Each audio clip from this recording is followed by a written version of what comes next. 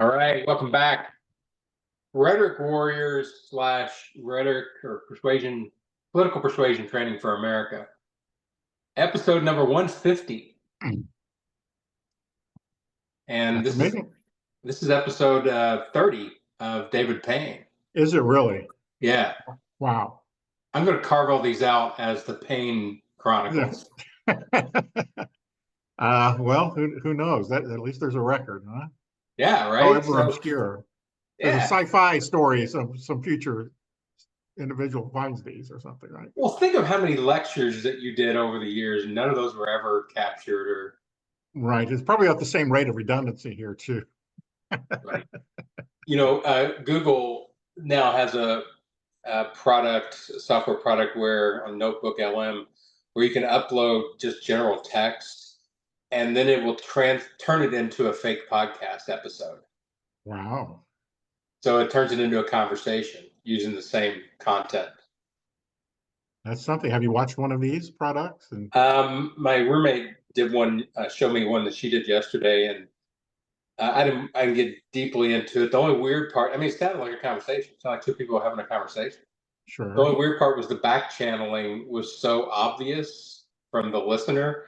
Right. Wow, okay, huh? Well, tell me more. I see. So it invents the two characters themselves, and yeah, interesting. Well, it's that would be of interest to I think the Platonists and the conversation analysts to see what how AI simulated it. Yeah. Oh my God, there's going to be so much, and the avatars are getting really good to where you don't even have to do actual production anymore. You'll be able to just say, "Hey, I want put me in ancient Greece, my avatar of me in ancient Greece, talking to Aristotle." And take my content and his content and put together a 1 hour conversation between us. That's interesting. In my basic rhetoric class for teaching composition, I don't know if you remember the old PBS Steve Allen show, Meeting of the Minds, where he would invite Aristotle, Emily Dickinson, Genghis Khan, and Henry VIII. He'd have like 5 people, and people would wear the costume and come, and they would have a conversation about some topic. So I assigned my students to do this with 3 individuals to kind of teach the. Anyway, it was probably one of the better things I ever did because the results were amazing. Yeah. Yeah. No, I Take think on these voices and these points of view. So it was a way of teaching dialectic, basically. Yeah, for sure. And like I just last week with a client they wanted a marketing client that they were doing a campaign that sort of had a Western theme. They sell like Western clothing, so it's something about a belt buckle. And they had done a blog post through AI for talking about the history of this belt buckle, where it came from and stuff. And it was kind of flat. And I'm like, well, rewrite it in the voice of Cormac McCarthy.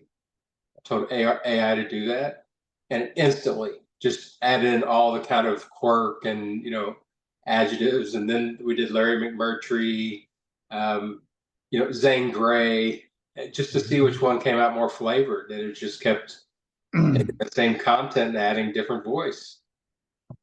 As treacherous as it would be, it warrants another reading of Baudrillard on the simulacrum, right? Oh my God! We've passed through another layer of the political economy of simulations here. So, which brings us back to the topic of today. Yeah, there you go. Brings us. This is the episode on the rhetoric of lying, which seems to be, it's a tiny word, the lie, but it sort of lays down at the center of the railroad track of every potential problem in modern discourse, and Trump as the art of the lie, which is what his Furthermore, we are in a week where the reporting on lying per se is itself amplified. There's a new book out on the president's assault on the truth from the Washington Post fact checker. Interview, and pretty interesting interview, sort of related from Thomas Snyder, the guy who wrote, Yale prof, who wrote On Tyranny and then On Freedom, on the fascist element of all of this and the role of what's going on in terms of the basic platform of fascism. So I'm inundated since we decided over a week ago to do this. I've been inundated with not just lying as a form of rhetoric, if that's even accurate, which I probably will deconstruct in a minute, but the actual talk about lying itself and what it means and why it should matter. Complete with positions out there, that sort of say, well, no, it just really doesn't matter because it's whatever people believe. So we've also, as part of this bundle of meta lying, introduced a new kind of sophism where um, lying like killing somebody on Fifth Avenue should not matter, which is really not a new insight whatsoever. Right. Anyway, so Well, it's really raised a whole lot of my classical rhetoric stuff with the sophists and Plato. And well, awesome. Yeah, pull all that up today because I start from sort of the polarities of on the mega, side of things and the meta side of things that, I did an essay or wrote a paper in James Canavy's class when I was at UT about on Nietzsche's truth and falsity in the ultra moralistic sense, right? uh-huh. And so that starts with the premise that language itself is a metaphor, which is a lie, which, there's so much slippage inside of moving from referent to sign and all this stuff that never ever trust language because it's always going to lie, at least partially. So that's on the big mega side of understanding language and slippage within language. And then down to this pico level where it's dialed into very specific lies that you see politicians doing. And Trump is so, conscienceless, so sociopathic in how he lies that he just keeps stepping into bigger and bigger piles of dog poop. About they're eating the cats, they're eating the dogs, they're eating the pets, and that becomes a meme where now people are celebrating his lies because they're so extreme, but they're very pico lies, and they try to trap him in each one, and just jumps to the next one. He doesn't care. He just jumps around.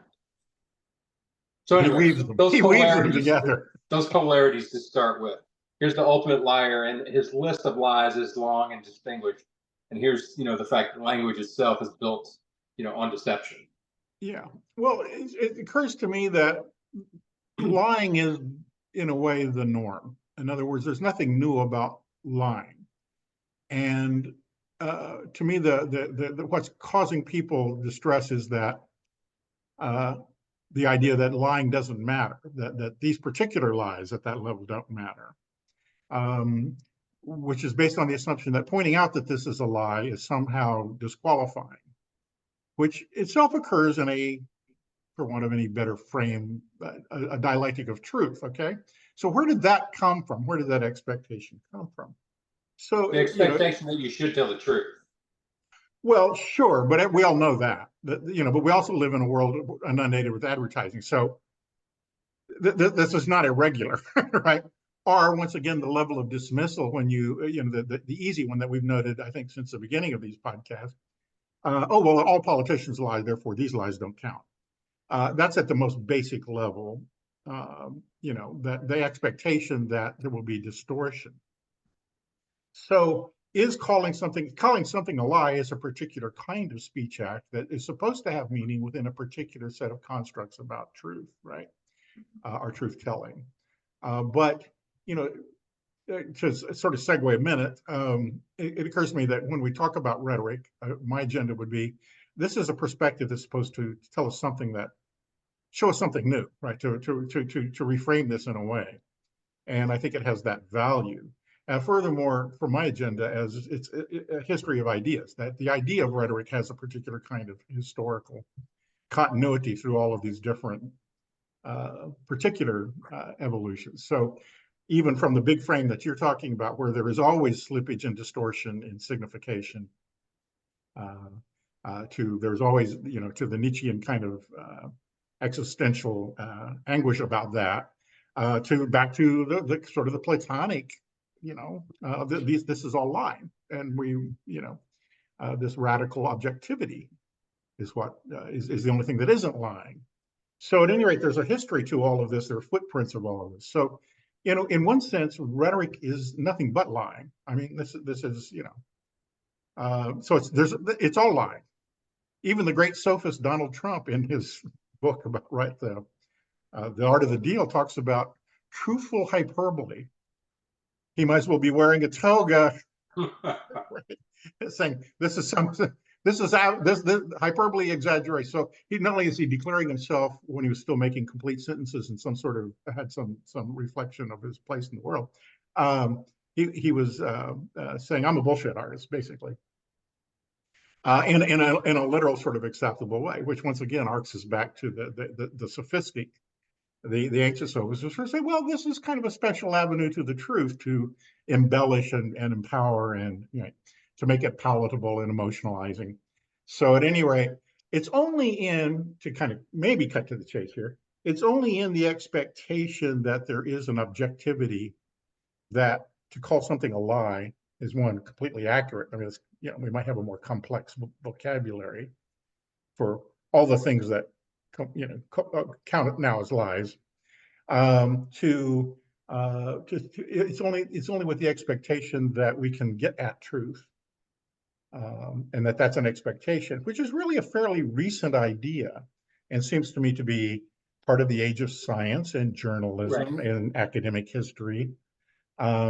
That to just simply dismiss something as a lie is sort of and it seems to me that right now we're living in a journalistic mode of talk, where this is my job, right? Because we have this myth of objectivity in journalism, which sort of says if we point out this is a lie, then automatically that should somehow be disqualifying, without really the complexity, of all the shades of gray of subjectivity and the things that we use. So if you get back and look at in rhetoric, we've been trying to invent terms for all these shades of gray all along.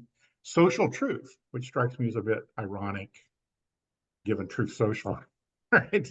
Right. That there are myths, there are legends, there are things that are not perfectly true that we hold because we collectivize around them. And this is one of the sophists' answer to Plato, to say, okay, these are good. Some of these are good for us, right?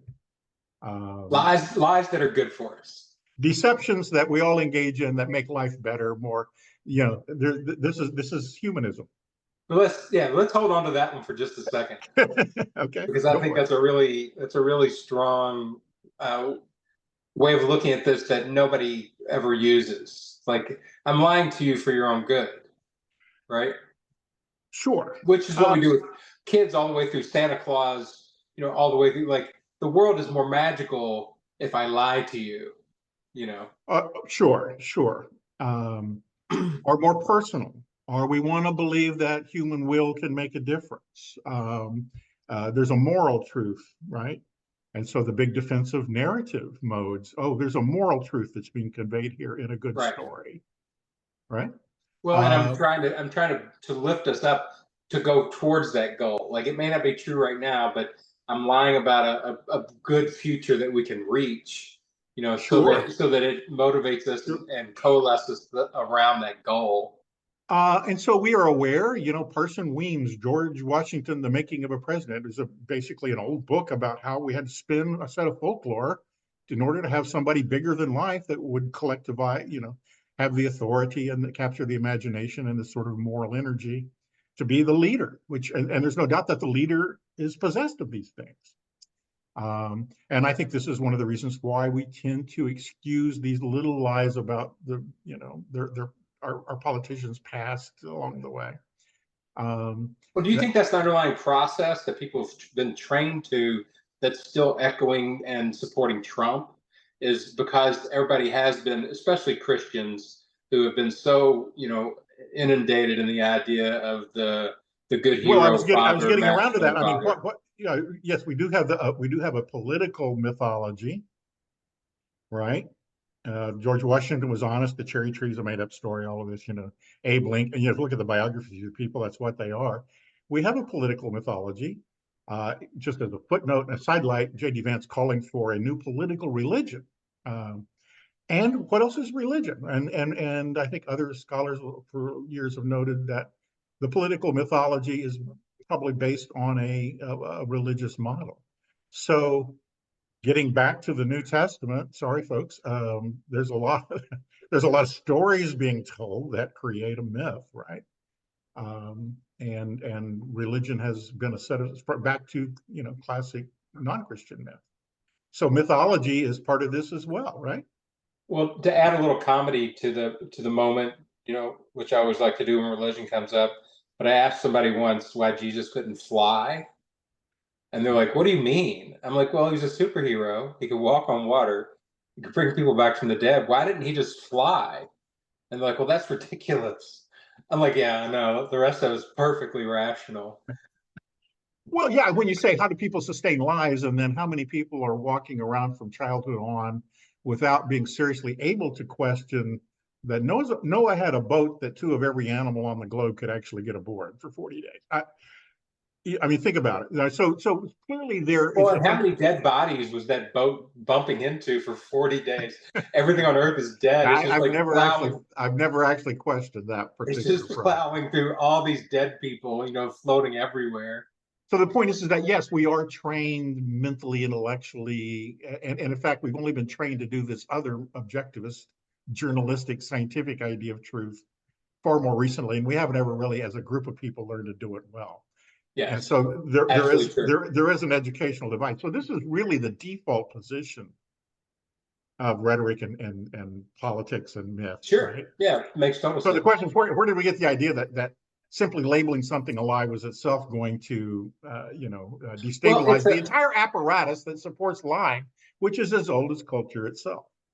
it's a lie for it's a wrongly motivated lie, right? It's a lie Sure. uh, for an immoral purpose versus a lie for a moral purpose. Yeah, this is no defense. This is no defense of the kind of crap that's being spun out here. This is Now not I'm just trying to think of the distinctions of how you can, cleave that for people because everybody wants to stop. Like it always bothers me with the objectivity and subjectivity, debate. They're like, well, everything's subjective. And I'm like, yeah, but that doesn't mean all subjectivities are equal.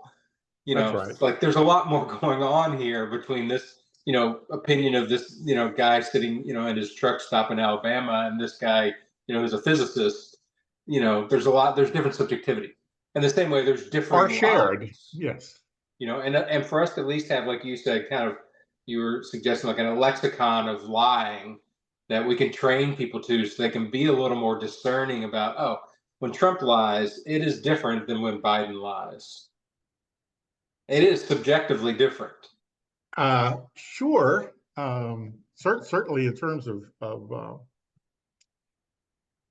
yeah, almost every way there is to gauge a lie, intentionality, impact, what it's trying to, what is this truth trying to do, Right. right?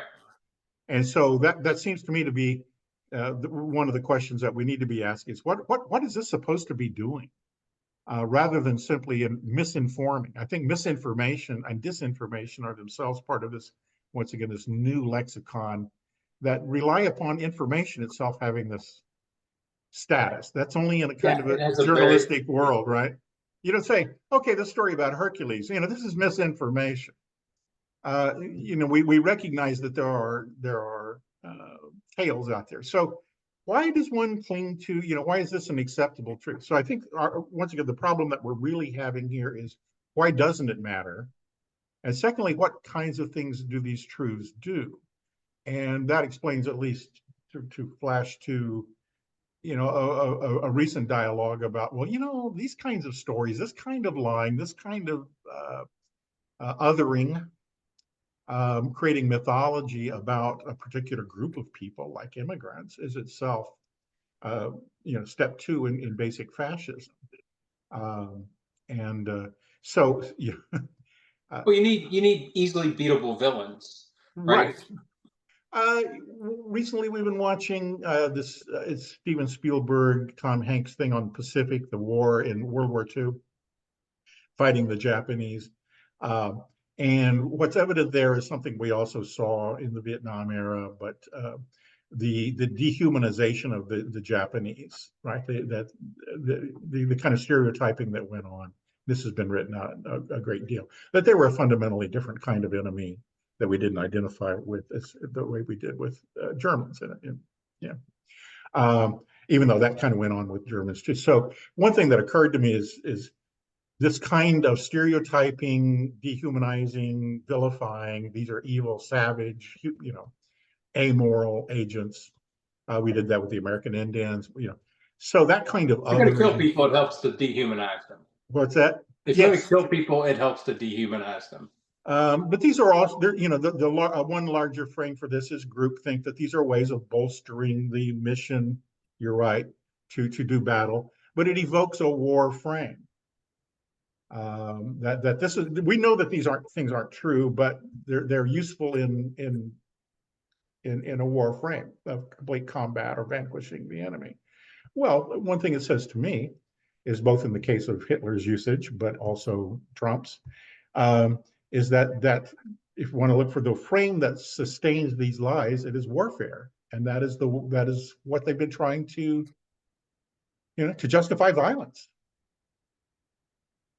That this is a battle, this is a war, that people may have to be sacrificed to because of these truths. And think about that at the level of weaponization, mass weaponization of lying, right? When you get into propaganda, and I think this is part of the thing with Trump, why Americans they're not familiar with this particular modality of somebody having that much power, telling that many lies about this vulnerable population. It's clearly a play that autocrats use, and Trump using it in the face of people's lived experience. Like, there is no mass chaos going on in America. There is no race rioting. There is none of this stuff going on, and he's still jamming, that technique, that tactic, right there in front of people on TV. And like, it astounds the left, it astounds rationalists that it gets any traction at all. But he's not going to stop the tactic, and it doesn't matter what the content is. It keeps dropping in new contents every day. But that mass weaponization of lying is something I don't think we've seen. Negative lying, like you said, we've seen it in sort of positive lying about building mythologies and even our religion, things like that. Well, even in the really history of religion, there's some bad moments, right? Yeah. The Inquisition is not positive lying. Yeah. But we haven't seen it in America, but it was about Americans. We've seen it, like you said, about Germans, about Japanese. We've seen people do that, in warfare. But like in peacetime, somebody using that technique, that tactic against our own population, to demonize segments of our own population, is pretty the new. Irish and the Italians were both fairly well scourged. Certainly, there's been anti-Semitism in the United States. We're not, so I think. But as a mass political thing, like on the national scale, have you ever seen, somebody running on these Irish are destroying the country, like in New York and sort of the immigrant populations centers? Maybe I just don't remember it as a national tactic. Well, we don't remember it because by the time we came around, those groups had assimilated, basically because they're right. white. I guess McCarthy and the communists, they were doing that. Sure, they're ideological and religious, right? Catholicism, for instance. Yeah, the anti-Catholics in Canada. Yeah. In Ireland's over there fighting, war between Irish over Catholicism. So, these things, the history of division. I mean, let's face it.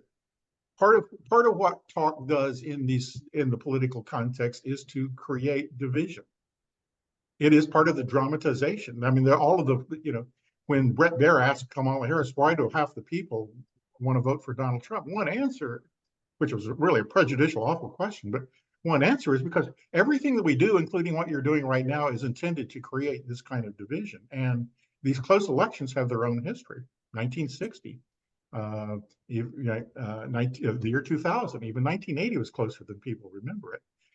So more often than not, really, these things are much closer than having to do with anything to policy, because the process itself. So there is something unusual about what we're doing, and there's something extreme about the kind of talk that we're creating to manufacture that division, for sure.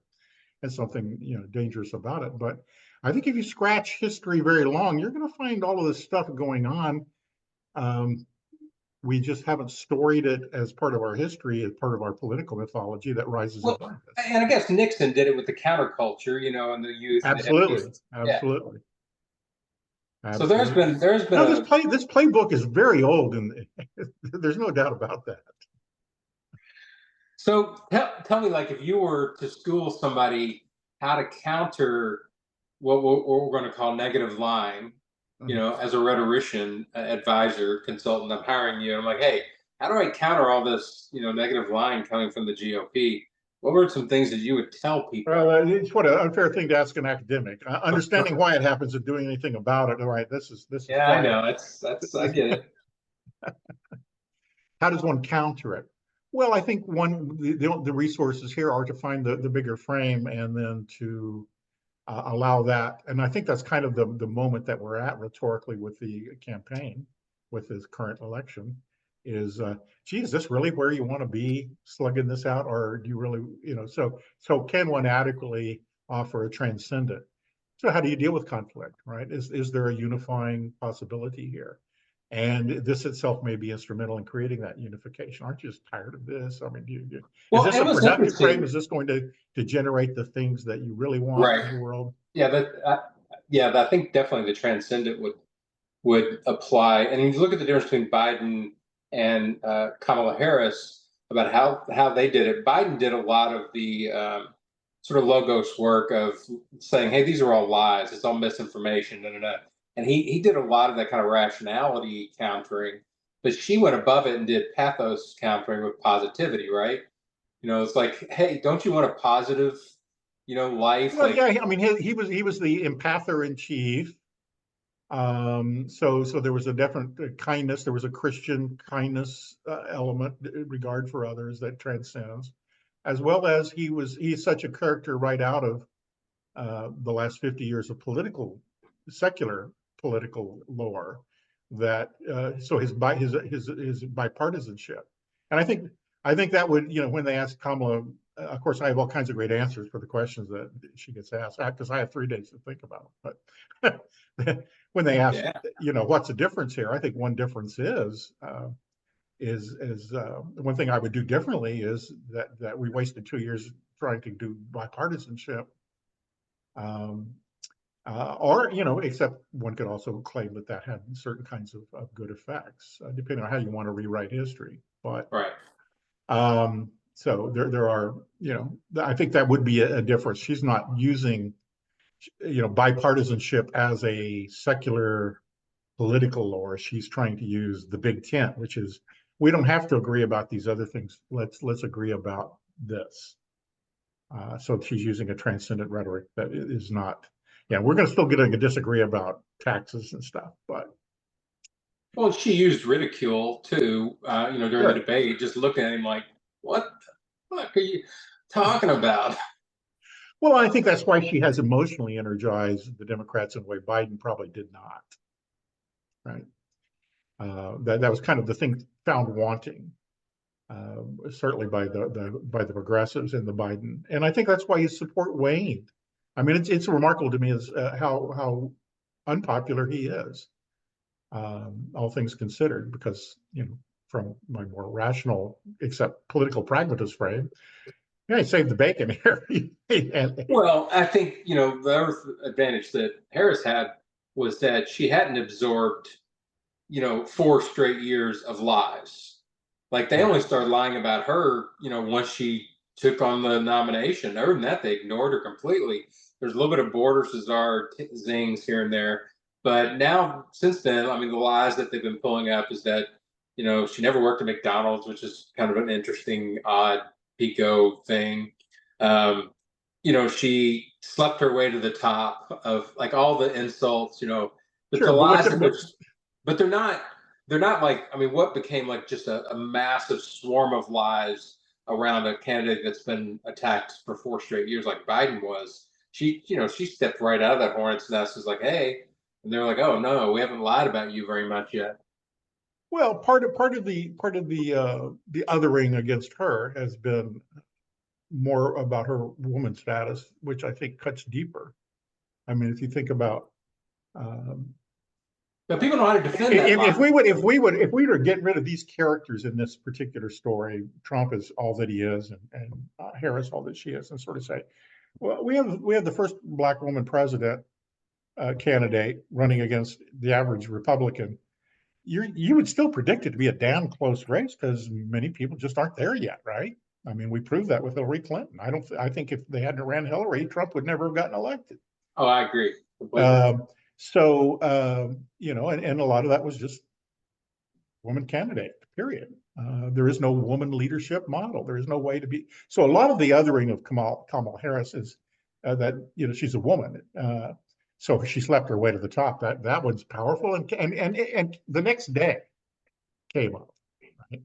With a bogus story, right? It is interesting though, like when we talk about rhetoricians in some mythical, ideal world, academic rhetoricians actually being used to help inform real life, rhetoric for good causes.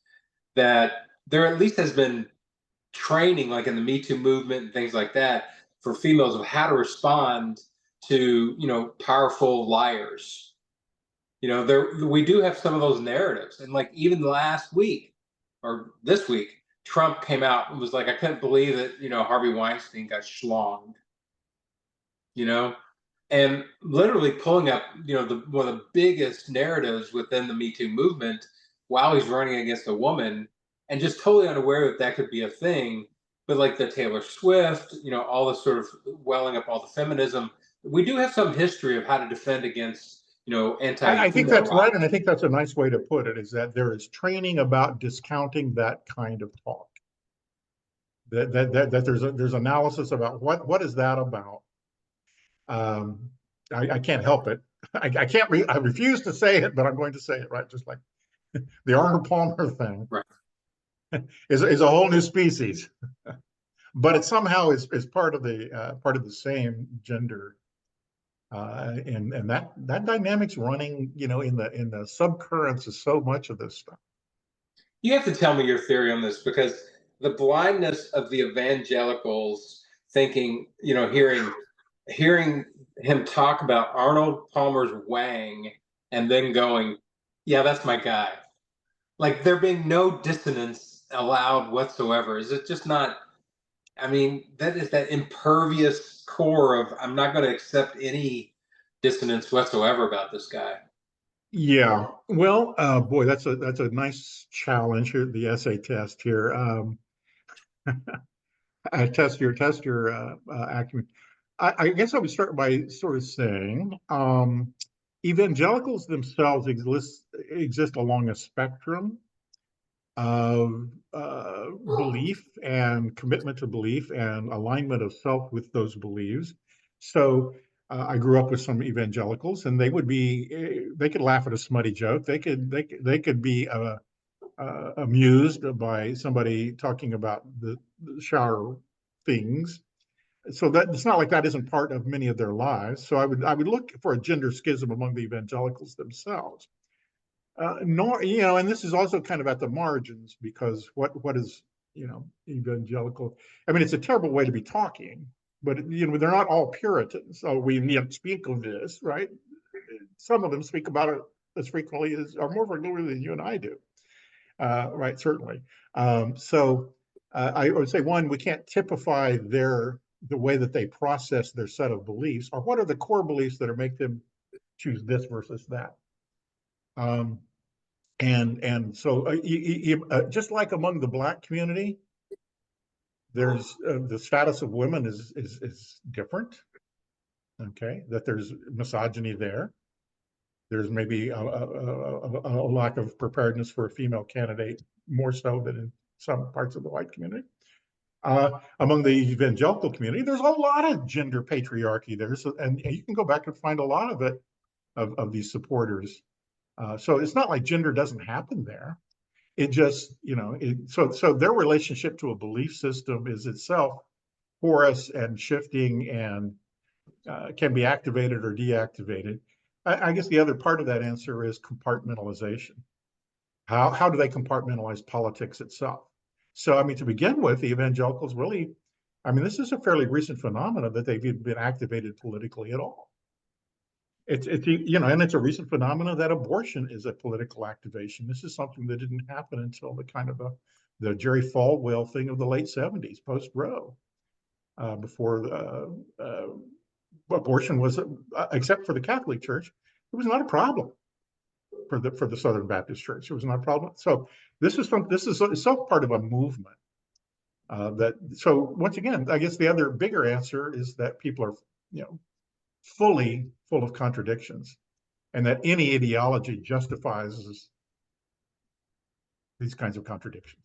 So, long answer to No, short question. I think I expect more dissonance from people than I get. That's the question, because a lot of it to me is dissonance games. Like, and I play this a lot in marketing too with businesses, that you can't get people to buy things essentially unless they're in pain.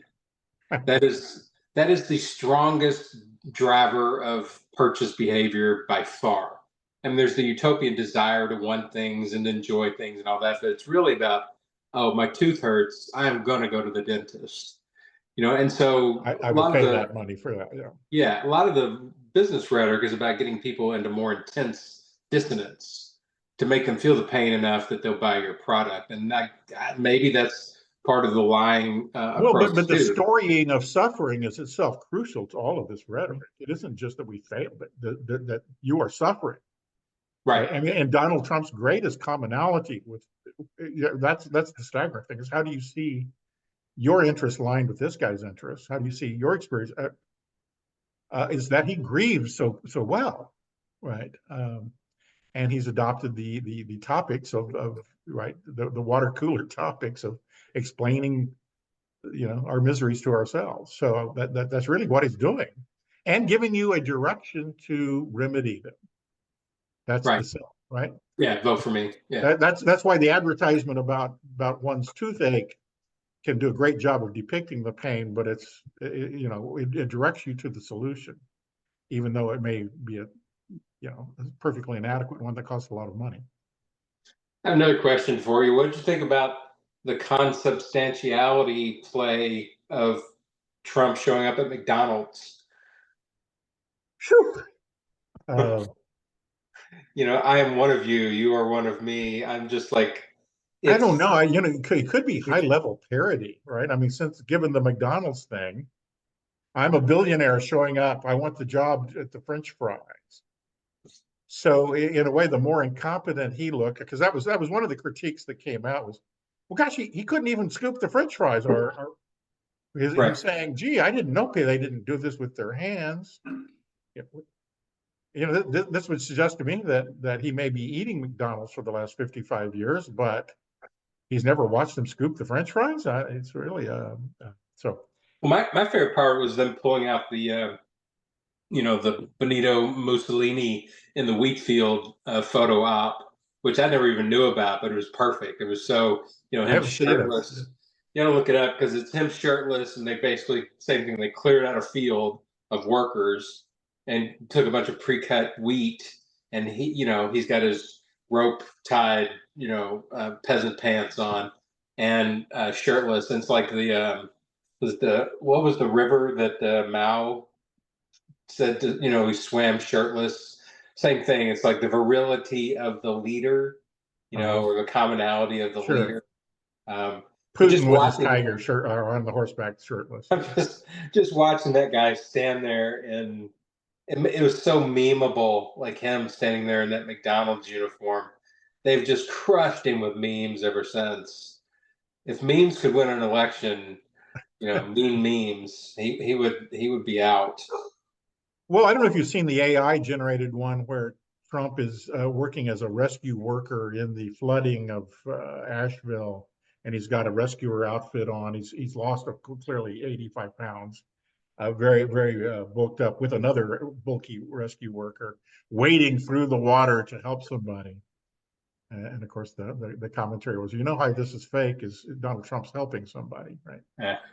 That's how you know this is really a fake image, but. It's clearly the same kind of thing. Yeah, those things are being pumped out, which are, once again, new creative ways of lying, right? And they are little bits of mythification, kind of AI is the ultimate liar, the Donald Trump rock video. I don't know. right? I mean, isn't AI the ultimate liar? Like, it can literally mimic things that it did not create. It can, it can do all this stuff out of nowhere. It is a Well, lie once again, factory. we need a politics of simulation. We need a rhetoric of simulation, or whatever that sort of as, um, because clearly it can depict certain kinds of truths. Um, just how do we want to regard those? Clearly, It's that I mean, that's one of the fundamental fears about AI, right? Is now we literally soon will not be able to discern at all between lies and truth, because the hyper real is now the real, and we've got a machine, that can do that. More so, like we've always had the TV and film and that kind of stuff and photography that can fake its way through things and words. But now this machine is going to merge all that stuff, and it's not going to take it very long to get to the point where you literally can't tell the difference in what's real and what isn't. So it's a new level of lying. right. Well, there is a parody out there of Joe Biden talking that with so it's an AI generated voice, and he's giving the kind of a Saturday Night Live uh, speech about Kamala Harris, and at the end of it, it says, if you can't tell this is an AI generated voice, then good luck with your senior year, or something like that. So you're right, and people are talking about that. People are already having difficulty, right, and have had difficulty just with I knocked on doors, in 2008. I guess, and people saying, I got these emails, right? Email was for many populations relatively new. Emails about Obama being a Muslim. So, once again, back to misinformation. Yeah, it ups the ante there because these are seen as sources of information, just like So do radio the at one time was. so do the moral warriors have to spend their resources on sort of illuminating the lies, which is what I see a lot with the Democrats. They spend a lot of their energy, a lot of their capital, a lot of their screen time on illuminating lies, which means that the GOP is still winning because they're setting the agenda with the lies. And they do this to Kamala Harris constantly. I saw somebody sum up in online about, so when did journalism just become reading crazy tweets to politicians to get their take? Like, how is that a journalistic interview? And so, like, you end up spending so much of your time responding to just this unending litany of lies that you don't get time to talk about your policies, and your policies now seem Or boring. it fills up the news cycle in such a marvelous Well, way. and And so because once again, and regular, logos heavy talk seems so boring in contrast to, well, he said they're eating the dogs and the cats. Let's talk about that for, you know, well, let's get back. Yeah, and that's kind of the most recent paradigm of the lie. Clearly untrue, testified to, has all the racist, agenda, which is kind of the, it's sort of like a dirty joke. That's why we keep telling it, even though we know it's not true, because it embodies an attitude. well, like the couch, like J.D. Vance having sex with a couch. That was discredited as a lie. But man, that had a good 2 week cycle for Well, the yeah, Democrats. I think that was more the dirty joke than the It was just racist joke. perfect. It was just perfect for that guy. It was the perfect lie about that guy. It was nice. It certainly did have legs, but okay. Once again, so a lot of our concern about lying was when Donald Trump looks at the camera, repeats this bold-faced lie, and everybody says, "Okay, this is not true. This is not true." Why doesn't that push to reset here? And he get demerits for it. And what's his response? To double down and tell it some more. And even as late as like the day before yesterday, when confronted with that, say, well, what about the geese? What about the geese? So, Yeah. um, anyway, so I think that's what we're that's what we're reeling from without a framework for explanation. Is why isn't saying lying, if this is a lie, enough? And what's their investment in keeping the lie going? Is that, what's going on there? Well, Yeah, I it's think no longer a if you want to damning look at the indictment. context, Being a liar is no longer a damning indictment. clearly not. At least there may be an art to it. There may be an art to it. It seems to me that you're right. Is the entire journalistic enterprise to continue to point this out, and the level of frustration is, why isn't that enough? But if you look at the context for the next week following the election, we talked about that lie rather than the fact that Kamala Harris uh, uh, beat him in the debate. That was what all the micro analysis and attention and repetition was about. It was a perfect displacement of the real story. Well, it's also, as you talk about it, like it says a lot about, since we are an entertainment based culture now, that the power of fiction over fact, like running your politics and your political morality on your attachment and your allegiance to fact, isn't as entertainingly interesting as somebody running a campaign based on fiction. Like, in fact, people sit around going, I'm kind of curious as to what Trump's going to say today, because he's just a fictionist. He'll just any fiction, any piece of dystopia, any absurdity. He doesn't care. Just feed him every day and he'll say it. Sure. So to what extent is the nightly news, or it's not even the nightly news? I probably very few people even watch that, but the whole industry of commentary and punditry and all of that goes along with it, which we've observed quit being news, objective reading of the news years ago. So to what extent is it, Federation wrestling, or we just have guys talking crap on each other, and that's entertainment? Why? To what extent is it just a soap opera, a day-to-day story? So this, once again, McDonald's takes its place just as a new little vignette, as like it was a sitcom. New episode. Think about the third, fourth, fifth seasons of any sitcom. These characters have quit being, in their own narrative. They're outside that narrative, and they're doing little vignette pieces that are interesting in and of themselves. So this is Donald Trump pretending to work at McDonald's. How fun, right? More, it's sort of like the 11th season of, Well, it makes a lot more sense to think, instead of what we try to do for so long of training the American population to the boredom of regular politics, to the factual boredom of regular political activity. Well, one thing that we could say that it indicates is a depletion and a lack of energy around the older narrative, the one that would inspire us to go and feel patriotic and casting our vote and redeeming us as good people, voting for the system. Clearly, there's some corrosion there, if not complete collapse. And I think that's kind of maybe the thing that a good naming of our concern is what takes its place. Surely not this schlock. Surely not, right? But, there must be any entertainment-oriented, fictional-oriented, product, doesn't matter whether it's schlock or not, seems to have more traction than sort of gravitas, seriousness, dramatist, old school politics.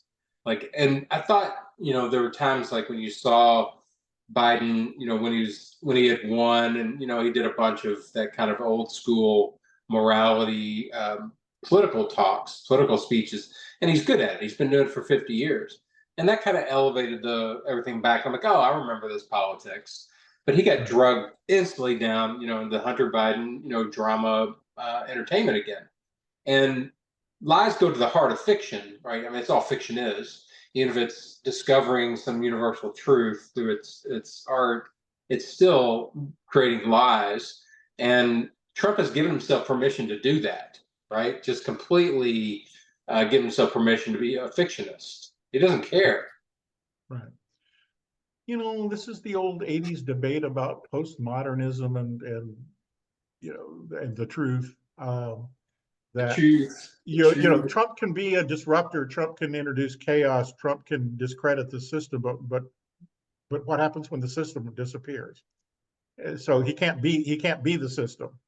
There's got to be something to take its place. And that was, of course, Harris's first duty is, can you come up with a political mythology to surround to pull off the convention, which she did pretty well, right? And one could look at the kind of storying and dramatizations that took place there, the way they, roll called the state. I mean, it was a pretty good spectacle. It's interesting, the Thomas Schneider tyranny guy detailing the steps of fascism says, well, here's the traits that Donald Trump has, and one of them is the preference for spectacle. So I think when we look at a lot of what he's done, that's part of it, right? Yeah. Yeah.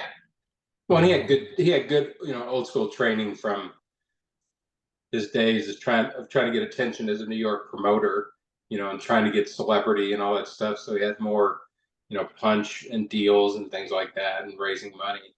Well, I think the other possibility that I hope for is that he's too much the spectacle himself, and that some of this goes away with him. I've said this many times that there's no other Trump. There's nobody waiting in the wings that brings all the assets together that he did, like that sort of super exposure that he had. And we just talked about a new economy of simulation. To what extent will both sides try to simulate some element of this now? How is that going to change the way we do politics? Because the last thing you said is what's going to take, how does one counter this? How does one,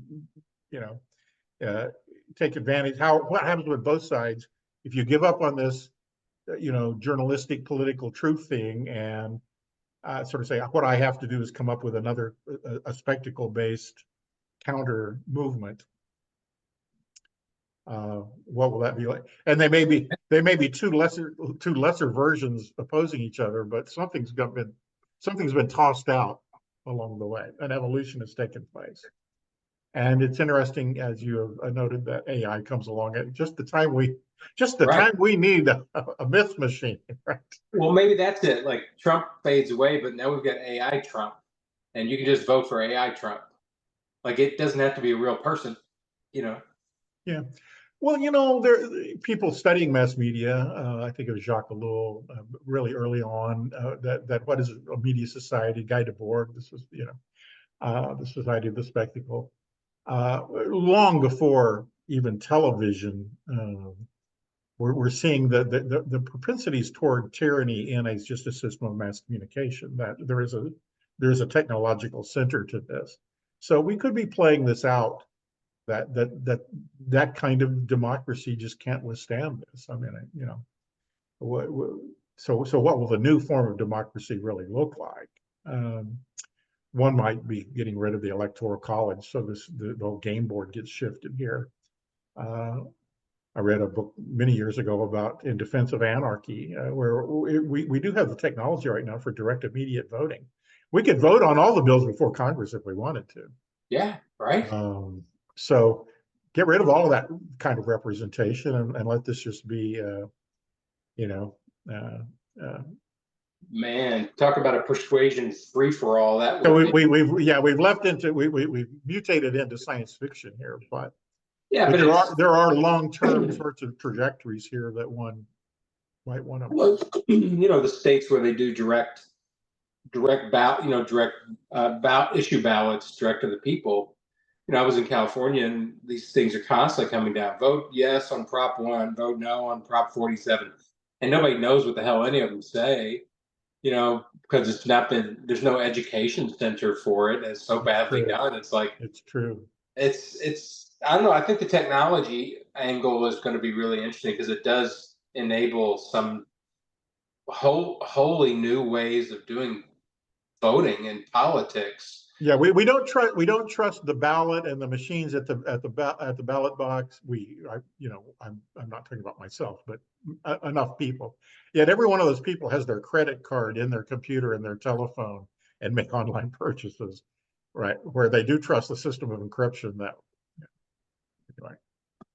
So if you ask, can people trust that kind of technology? It's been planted, certainly. It's funny too, like when you talk about go back to the idea of positive lying. As a professor, as a teacher, you kind of have to positive lie to your students, right? So many of them, you're like, yes, you can do this. Like you are capable of this, and that's education has this lie kind of at its core that there's a generalized merit system, or merit people are merit worthy to go through this kind of learning, and they can get there.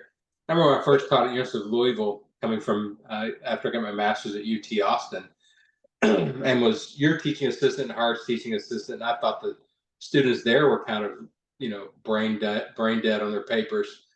And then I went to University of Louisville, and I had guys in class who were illiterate, and smart people. Like I had this guy, he wanted to play in the NFL. He wrote, I had to write a paper, and I was like, you didn't write this. He's like, how do you know? I'm like, this doesn't sound like you at all. And he's like, yeah, that's not really my thing, writing and reading. I'm like, William, can you not read, buddy? And he's like, it's not my thing. And I'm like, God, And why is college your thing? Yeah, I always felt very sorry for those people. Yeah. and I'm like, I get it, but you're smart enough to do this, but the like I said, the positive lie that you have to kind of walk around with. There's so much of this, and so the Sure, Pollyanna-ness. motivation. Yeah. Absolutely. And that is writ small, I think, in a microcosm, the same kind of motivational positivity that one brings to um, culture generally. That part of the political mythology function is to inspire us, to keep us headed toward positive goals, to tell us that we can overcome these problems or live with them. We know they're not going to get solved, right? And to give us a systematic way of, and in part the American system of having a revolution every 4 years where we divide and merge is part of that tolerance of accepting that things won't change. And this would be not news to the stock market guys. They're counting on there not being any dramatic change. This is so fundamentally, the economic structure of this country depends upon this not being a big upheaval in any particular kind of way. Which once again is a problem right now, because what Trump is promising is a huge upheaval, and I think they just don't believe that he'll actually get it. I can't think of any other reason to support it. But Well, what do you think Trump would react to of saying, like, the lying for the common good? Like, what you've always done is lying for the common good. Because Vance kind of said this at some point where he's like, yeah, well, if I have to make up stories to get people to pay attention to the horrible problem of immigration in Springfield, then I will do that. Yeah. Well, once again, I think we get back to needing I don't think Trump is doing lying for the common good. He's doing lying to get elected himself. That's it. Right. I think he would put that lipstick on it. I think he would dress it up in those clothes. That these are vital lies. Yes. Vital lies. Yeah, vital lies is an old category. Sure. Yeah, I love that. I always love that book. I'm like, yeah, the vital lie. You're going to be fine. And there are sort of these humanistic deceptions, right? I mean, the comic frame is in and of itself. Great tragedy besets us. Random events set us at odds, but it always works out in the end, right? As opposed to the tragic frame, which is to set this right again, somebody's going to have to get sacrificed. Yeah. So, in a way, those two big dramatic structures are governing a lot of how we stumble through this. Do you ever ask anybody? Because I sometimes bring this stuff back down. I love bringing it back down to the level of real people living real lives. And I'll ask, like, when I do my show about adding more comedy into your marriages, into relationship. Like, if you understand professionalized comedy, can you take those principles over and add them into a marriage and come out with a better marriage? Dr. Phil, how's that working out for you? It's great. I love doing that thing. But I'm like, one of the questions I ask is like, how much do you want your partner to be honest? And the first global reaction, especially from the females in the audience, is yes, absolutely. I'm like 100% honest. And they're like, yes. I'm like, okay, let's drill down into this. You do not want and we finally get to about 20% honesty, I think. It seems to be the equitable, like 20% is what you really want. You can hand about that much and you're happy with 20%. The rest you just don't want to think about or talk about. But I'm like, do you want to hear your partner's accurate, unfiltered thoughts about you? Oh, well, sure. No, you do not. And the happiest face you can put on that is that we sustain these duplicities constantly. Because they're vital. There are the good feelings about one's partner, and then there are the other ones. Yeah, they'll do so much damage so many of the things that you think would do so much interpersonal And I damage. say that applies to the Trump voter and the evangelical, and you know, that we are expert at maintaining these schismogenic frames. Only when push comes to shove are they're made to shove, and that's your dissonance model, right? Right. What in the system makes, you know, only when the dissonance is so profound you can't sustain one of these frames, then does one have to add new information or reject other information?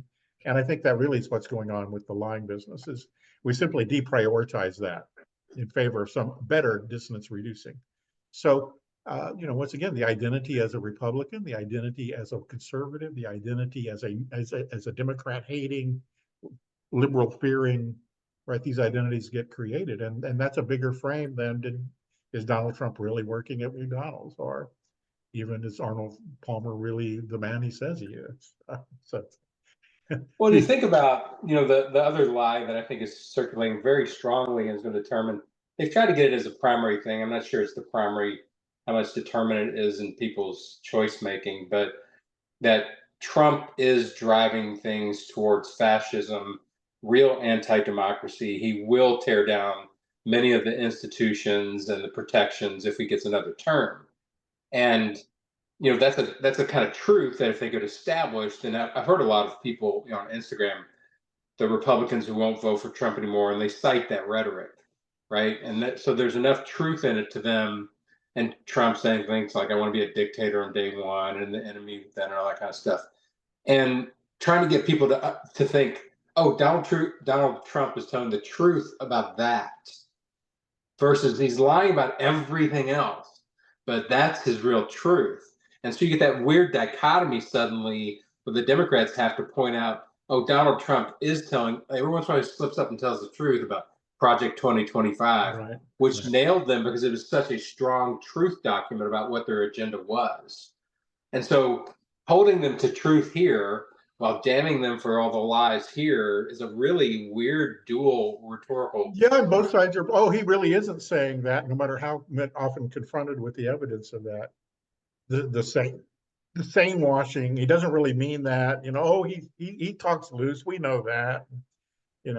Yeah, once again, it's and maybe that aggregate is kind of what is so corrosive about it, is that there's so few, and you're floating in this rapids through these historical events where stuff really does matter on these outcomes, and there's so few places to stand, right, to get a foothold.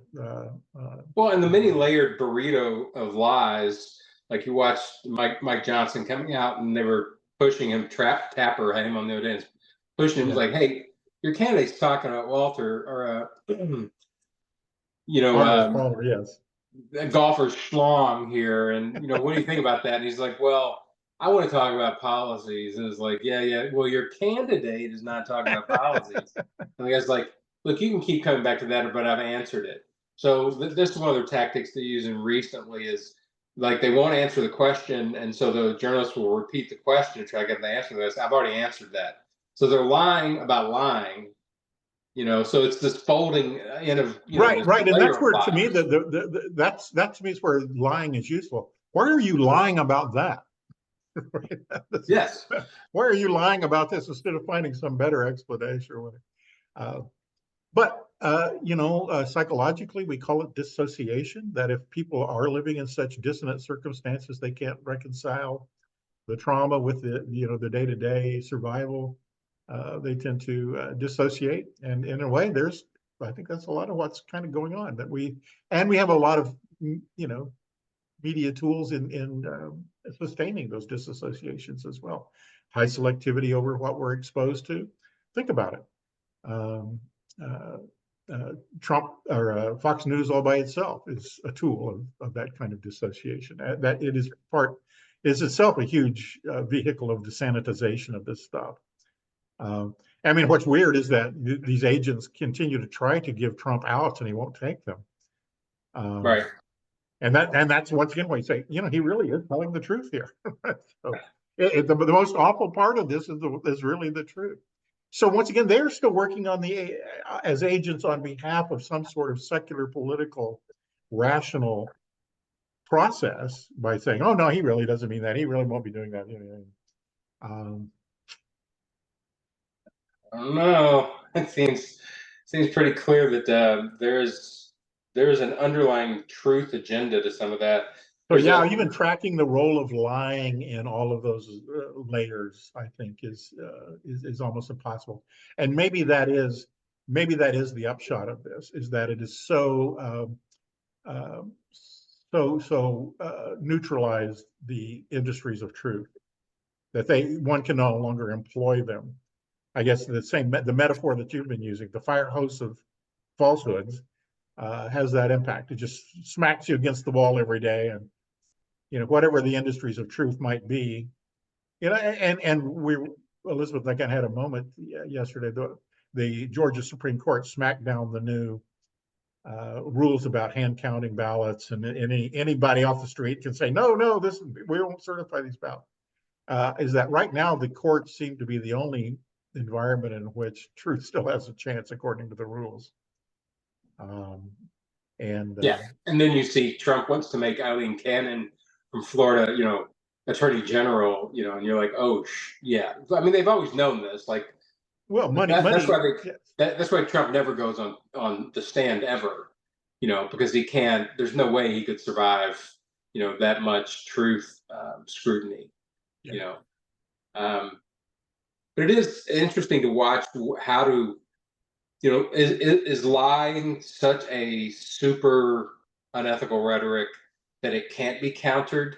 Like it kind of feels that way, because it's no longer a damning indictment to just sort of hem people in, and you talk about disassociation. There's a lot of, the comedian interviewers who go to Trump rallies. The good liars are really good at it. And they posted a thing yesterday where they force people in it. You can see the Trumper go into disassociation. So they totally locked them into a logic.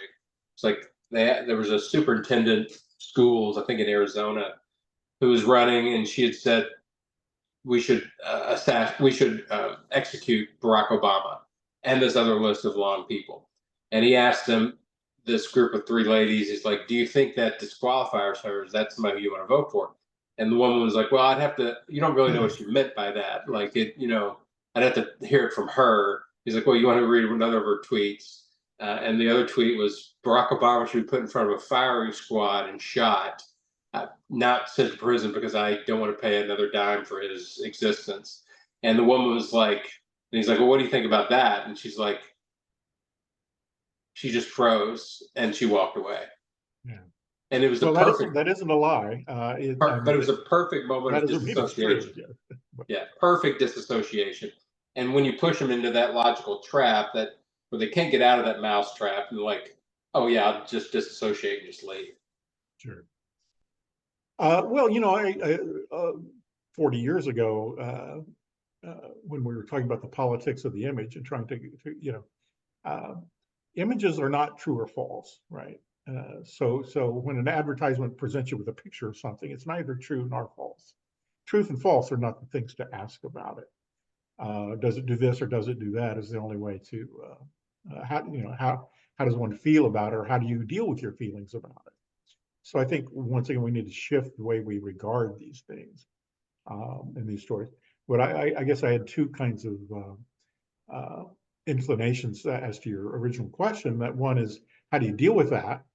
Um, James Carville, when he was Clinton's guy, basically, for one thing, I recommend, just for esprit de corps, reading his New York Times piece today or yesterday about how he believes Harris will win. But when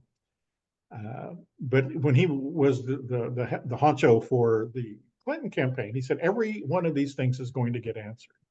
And I think that was a good. I would like to see that just sort of say, I have a fact checking group, and every day this is going to answer all of these things, and we're going to get it out there. The reason I say that is a good example is this most recent thing about I'm losing it now, the thread. All the advertisements run about Kamala Harris supporting prisoners getting gender affirming surgery in prison, right? Ran this for 3 or 4 days, or maybe for a solid week, constant on all the football channels. It's just constant. And so after a week, they come out, and the Lincoln Project has an ad about this now. After a full week of just being fire hosed with this one message, saying that was actually occurring under Donald Trump's presidency. And the clip from Kamala Harris supporting that is she was discussing that policy when Trump was president, and it was going, and they have the documentation. That truth almost doesn't even stand a chance now after that barrage. Why wasn't this answered like instantly? Why wasn't it instantly? Who's not doing their job? You can't really rely on the journalists clearly to do this. It took the Lincoln Project, and it took them a week to actually get a message out there, and that message is going to be very partial. So I yet think that needs to be done. I think we need to expect that this kind of truth untruth thing needs to be like the Daily Show. It needs to be a morning show. If you click in, and not everybody will watch, but hey, at least that information will get out there. But secondly, then what Harris also has had to do, and I see what she has done in the course of the campaign, is you have to retreat to larger truths. You have to let those things go and not answer them, or not get bogged down in them. But once again, she's been forced by the simple, brutal assault of that crap to retreat to a high level of truth. And now the campaign is, the final answer is, here, Liz Cheney and I are on stage. We both say, right, the big issue here is, independent of all this stuff, you got to rise above all this stuff. So I think both functions have to occur. You have to change the dialectic here, where both things have to get done in the course of messaging. So that would be my two answers at opposite ends of solid rhetorician answers, I think. Well, we'll see. I'll finish with this, just because it's always fun when my worlds overlap. I don't know if I ever told you this story, but I got to sit with Carvel for an hour, just me and him, because I was hired to punch up the Southern Sports Awards show, and I got flown to Charlotte where they were filming this, and I was supposed to meet with all the talent and help them write their intros or their little banter, when they go down awards. And he was the host. And so I had an hour set aside with me and him where I was supposed to go through bits with him and help him punch things up. And he came in and sat down, and we started talking. He's like, so what am I doing with you? And I'm like, I'm punching up your stuff, man. Like jokes. He goes, yeah, I'll just do all that myself. And we just ended up talking for like an hour about, entertainment and talk shows and all that kind of stuff. But he was batshit crazy. It was funny. I think he's one of the most credible political voices out there. And maybe it takes batshit crazy to do it. But I think he used to be. I think he's kind of slipped. I think there's been some, dislodging over time. But yeah, man, during the Clinton years, he had it wired. Well, I've read a couple of his books. There's a new documentary out about him. I haven't seen yet, but I'm anxious to. But certainly his piece in the Times where he says, I don't do predictions, but I'm doing this one, is at least refreshing. Yeah. Make us feel good for another week and a half at least. Who knows what's going to, what the world's going to feel like in 10 days, but feel good as you can for the next 10 days. And whatever happens, we'll come back and throw some rhetoric at it. My God, I just can't imagine the difference in talking about rhetoric with another 4 years of Trump versus, we finally escaped the Trump. Well, that's what we didn't get into, the post-Trump, the post-truth, the rationality. It's a big orange shark out of the waters. Hopefully, we'll see what happens. Well, thanks again. Always fun. Come back and see us again. We will keep talking here on the Rhetoric Warriors Political Persuasion Training for America podcast. See ya. Bye now.